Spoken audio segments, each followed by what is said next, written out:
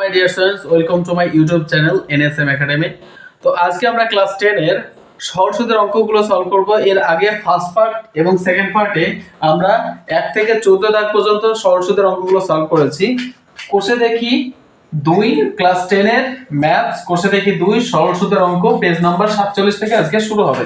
তো এর আগে 46 পেজে 1 থেকে যে 14 দাগের অঙ্কগুলো ছিল সেগুলো আমরা সলভ করেছি। তো আজকে আমরা 15 দাগ থেকে শুরু করব। তো আর কিছু না বলে শুরু করা যায়। তো সবাই অবশ্যই বই এবং খাতাটা একটু সাথে নেবে, সঙ্গে নেবে।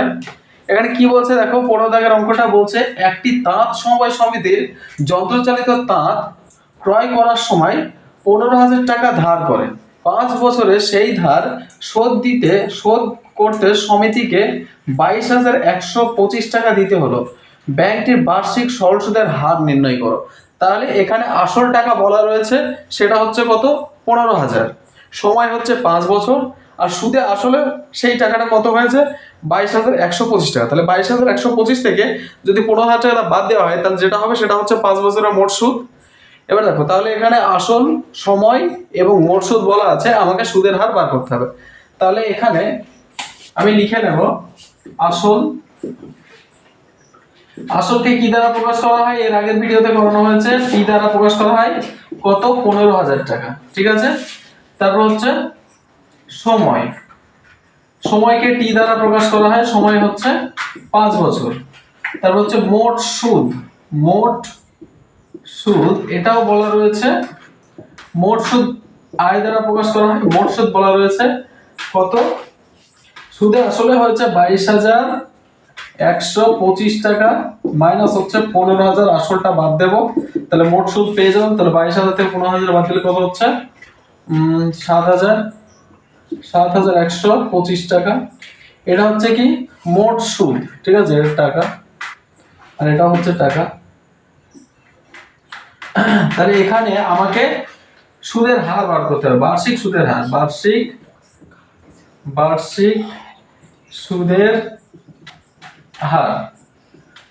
সুদের হার কত হবে? বার্ষিক সুদের হারকে আর দ্বারা প্রকাশ করা হয়।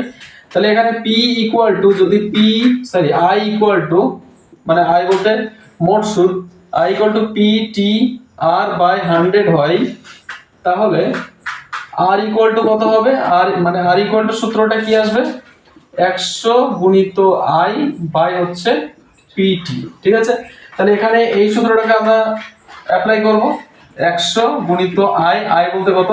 7,125 বাই হচ্ছে পিটি, পি বলতে আসল 15,000, ইন্টু হচ্ছে 15,000, ইন্টু হচ্ছে টি বলতে 5 বছর। তাহলে এখানে 0 একটা কাটো, এর একটা কাটো, এর একটা 0, এর একটা 0, কেটে গেল।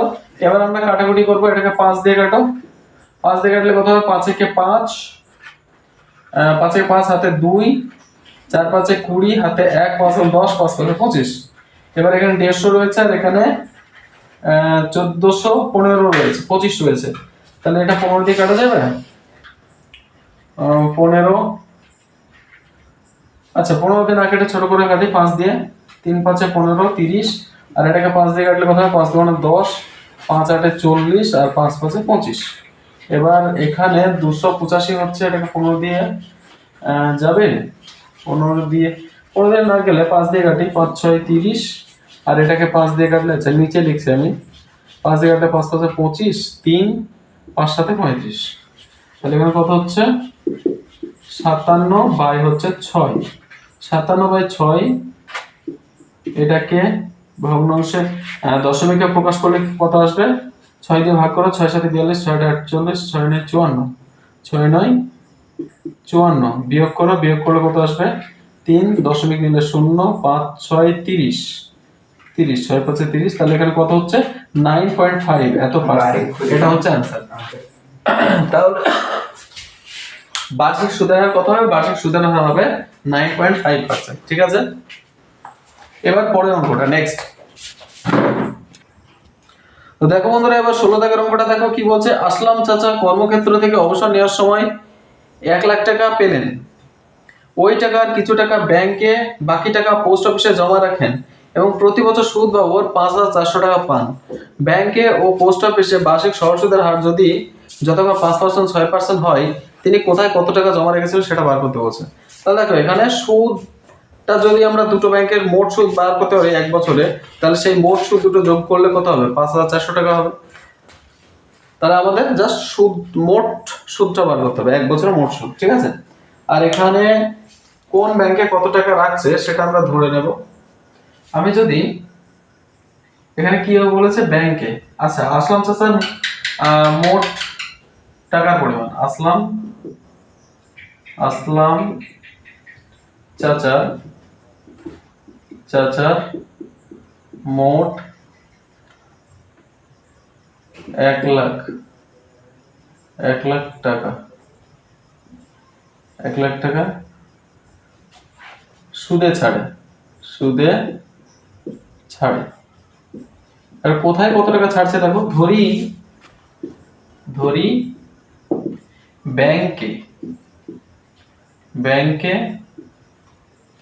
ব্যাংকের আসল, মানে ব্যাংকে যে টাকাটা ছাড়ছে সেটা ধরছি, ব্যাংকের আসল হচ্ছে x টাকা, আর সময় হচ্ছে 1 বছর, আর সুদের হার কত? ব্যাংকে সুদের হার হচ্ছে 1 বছর, হ্যাঁ বছরটা লিখে দিই, আর এটা হচ্ছে টাকা, x টাকা, সুদের হার ব্যাংকে 5%, তাহলে 1 বছরের মোট সুদ কত হবে? মোট সুদকে আয় দ্বারা প্রকাশ করা হয়, আয় সমান PTR/100, P বলতে x, T বলতে 1, আর R বলতে 5 বাই হচ্ছে 100। তাহলে এখানে কি হচ্ছে 5x বাই হচ্ছে 100, এত টাকা, ঠিক আছে। এইবার আর কোথায় রাখছে? পোস্ট অফিসে জমা রাখে, পোস্ট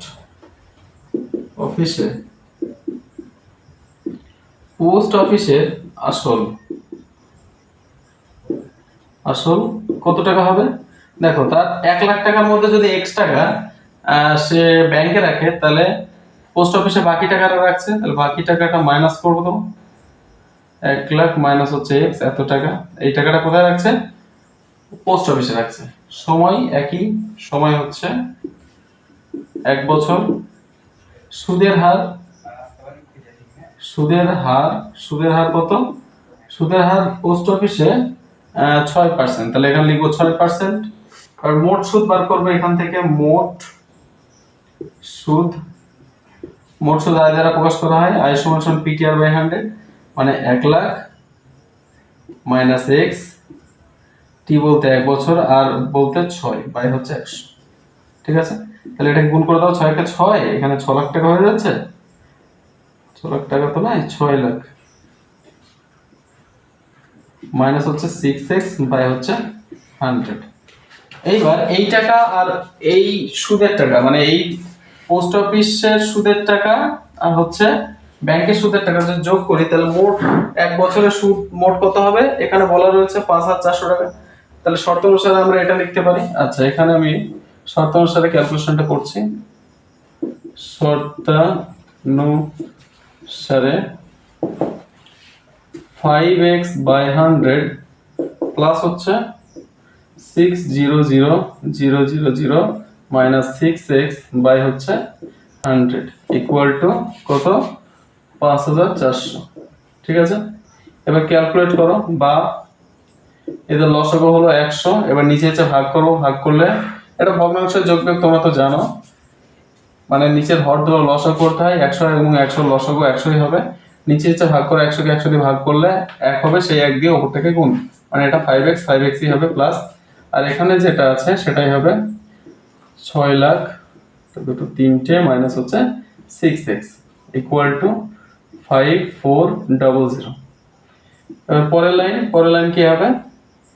এখানে যেহেতু 5x মাইনাস 6x আছে, তাহলে মাইনাস x হবে 6,00,000 একটা দুটো 3টে 4টে 5টা মাইনাস হচ্ছে জাস্ট x বাই হচ্ছে 100 ইকুয়াল টু 5,400, ঠিক আছে। এবার কি করব? বজ্র গুণ, মানে কোনাকুনি গুণ, তাহলে এখানে হবে 6,0,0 একটা দুটো 3টে মাইনাস x ইকুয়াল টু 5,400 আবার দুটো 0, ঠিক আছে। তাহলে মাইনাস এক্স ইকুয়াল টু ওই সংখ্যাটা ওদিকে নিয়ে যাও 5400, আবার দুটো জিরো মাইনাস 600 আর তিনটে জিরো, তাহলে মাইনাস এক্স ইকুয়াল টু কত হবে? মাইনাস 60 থেকে 54 বাদ দিলে কত হচ্ছে? 6 হবে। আচ্ছা, একটা দুটো তিনটে চারটে, এখানে চারটে তো আছে, তো চারটে শূন্য আমি বসিয়ে দিলাম। চারটে শূন্যর পরে এখানে পড়ে রয়েছে কত? এখানে পড়ে রয়েছে 60, এখানে 54, আর 60 থেকে 54 বাদ দিলে কত হচ্ছে? 6 হচ্ছে।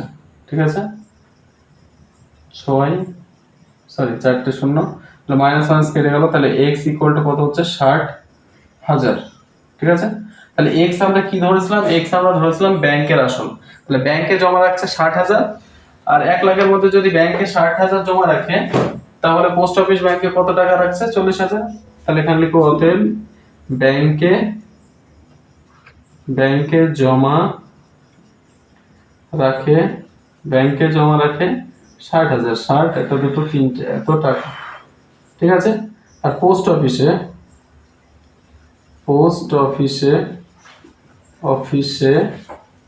জমা রাখে কত? এখানে পোস্ট অফিসে যেহেতু 1 লাখ মাইনাস এক্স আছে, তো 1 লাখ একটা দুটো, তারপর হচ্ছে তিনটে একটা দুটো তিনটে, মাইনাস হচ্ছে এক্স এর মান কত বার হয়েছে? 60,000, তো 60,000 ইকুয়াল টু কত হবে? এটাকে মাইনাস করলে হবে হচ্ছে 40,000, একটা দুটো তিনটে এত টাকা। তাহলে আমরা উত্তর পেয়ে গেলাম। কি পেলাম? যে ব্যাংকে জমা রাখছে 60,000 টাকা এবং পোস্ট অফিসে জমা রাখছে 40,000 টাকা। তো বন্ধুরা, অঙ্কটা যদি প্রথম থেকে না বুঝতে পারো, তাহলে একবার প্রথম থেকে একটু দেখে নেবে, তাহলে আশা করি বুঝতে পারবে, কারণ এই অঙ্কটা একটু বড় হয়ে গেছে। ঠিক আছে, এবার আমরা 17 দাগের অঙ্কটা সলভ করব। দেখো বন্ধুরা, এবার 17 দাগের অঙ্কটা দেখো। 17 দাগের অঙ্কটা কি বলছে? রেখা দিদি তার সঞ্চিত অর্থের 10,000 টাকা দুটি আলাদা ব্যাংকে ভাগ করে জমা দিলেন। বলছে একটি ব্যাংকে বার্ষিক সরল সুদের হার 6%, অন্য একটি ব্যাংকটির বার্ষিক সরল সুদের হার 7%। 2 বছর পর তিনি সুদ বাবদ 1,280 টাকা পান, তাহলে তিনি কোন ব্যাংকে কত টাকা জমা রেখেছিল? তাহলে এর আগের যে অঙ্কটা 16 দাগের অঙ্কটা করলাম, 17 দাগের অঙ্কটাও কিন্তু 16 দাগের অঙ্কের মতোই। ঠিক আছে, জাস্ট ওখানে বছরে সুদ বাবদ 5,400 টাকা পেয়েছিল, আর এখানে 2 বছরে সুদ বাবদ দুটো ব্যাংকে থেকে 1280 টাকা পাচ্ছে। ঠিক আছে, তাহলে এখানে একই রকম ভাবে আমরা ধরে নেব যে প্রথম ব্যাংকে জমা রাখে বা প্রথম ব্যাংকের আসল টাকা জমা রাখে x টাকা। তাহলে এখানে লিখবো ধরি প্রথম ব্যাংকের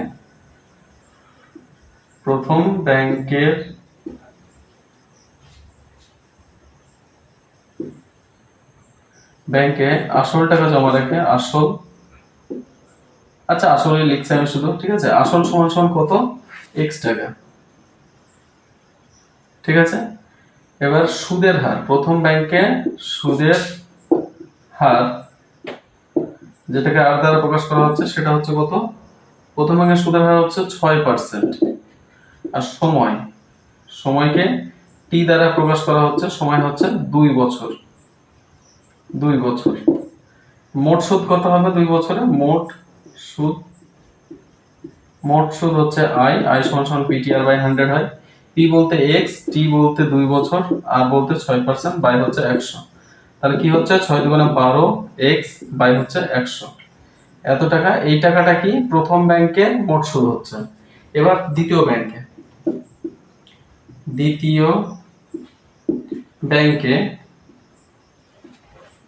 ব্যাংকের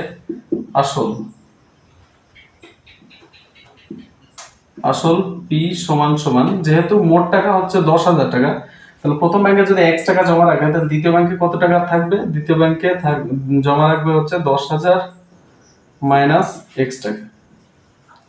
10,000 মাইনাস x টাকা। এবার এখানে একই রকম ভাবে সুদের হার যেটাকে r দ্বারা প্রকাশ করা হয়, সুদের হার হচ্ছে 7%। তারপর হচ্ছে সময় হচ্ছে t দ্বারা প্রকাশ করা হচ্ছে 2 বছর। এখানেও মোট সুদ বার করব।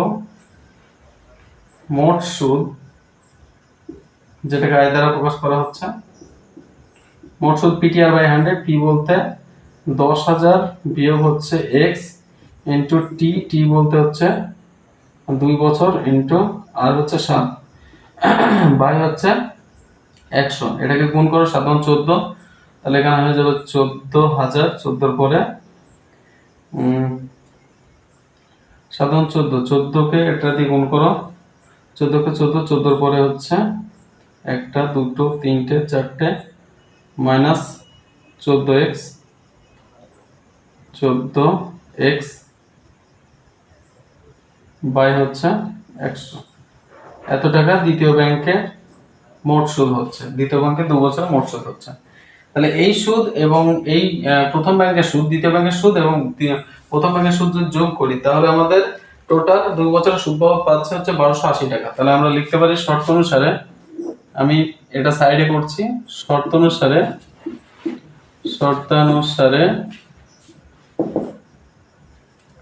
12x বাই হচ্ছে 100 প্লাস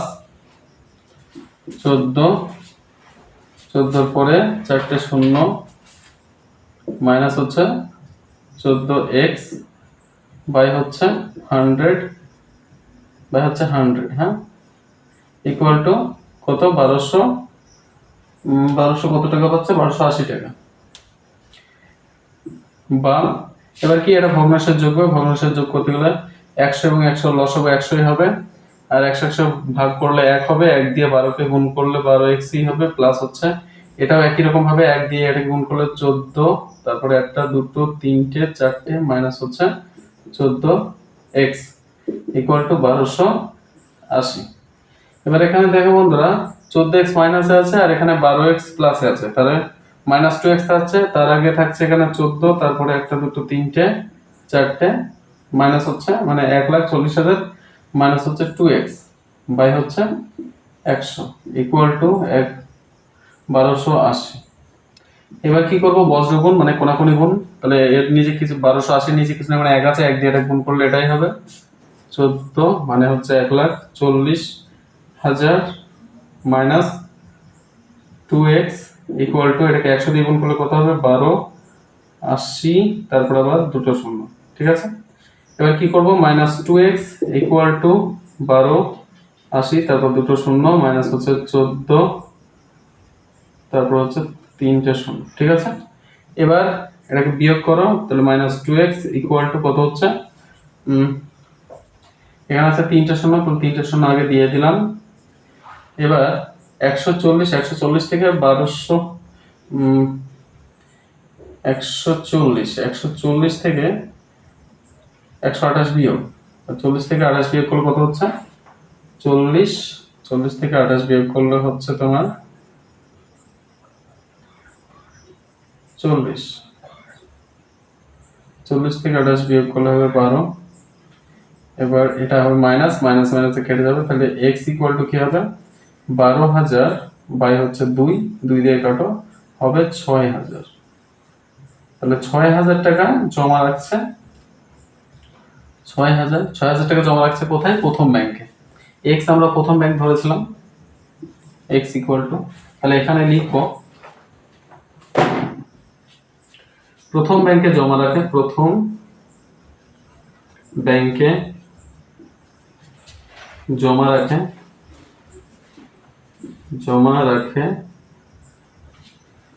কত টাকা, 6,000 টাকা, 6,000 টাকা। আর দ্বিতীয় ব্যাংকে জমা রাখে, দ্বিতীয় ব্যাংকে জমা রাখে কত টাকা, মোট টোটাল হচ্ছে 10,000 টাকা। তাহলে এখানে আমি দ্বিতীয় ব্যাংকে ধরে হচ্ছে 10,000 মাইনাস এক্স, তাহলে এখানে লিখবো 10,000 বিয়োগ হচ্ছে এক্স এর মানে হচ্ছে 6,000, তাহলে 10,000 থেকে 6,000 বিয়োগ করলে হয় 4,000। আর 4,000 টাকা দ্বিতীয় ব্যাংকে জমা রাখছে আর প্রথম ব্যাংকে জমা রাখছে 6,000 টাকা। তো এটাই হবে অ্যান্সার। 70 টাকার অঙ্কটা কমপ্লিট। এবার আমরা 18 টাকার অঙ্কটা করবো। বন্ধুরা আজকে আমি এখানে সমাপ্ত করছি, কারণ 18, 19, 20 এগুলো একটু অঙ্কগুলো বড় হবে, সময় একটু বেশি লাগবে, তো আমাদের ভিডিও লং হয়ে যাচ্ছে, তো সেই হেতু আমি এখানেই সমাপ্ত রাখছি। তো সবাইকে ধন্যবাদ, সবাই সুস্থ থাকবে, ভালো থাকবে, আমাদের সঙ্গে থাকার জন্য অবশ্যই চ্যানেলটিকে সাবস্ক্রাইব করবে এবং ভিডিও শেয়ার, লাইক, কমেন্ট অবশ্যই করবে। বন্ধুদেরকে শেয়ার করে সাহায্য করবে। Thank you.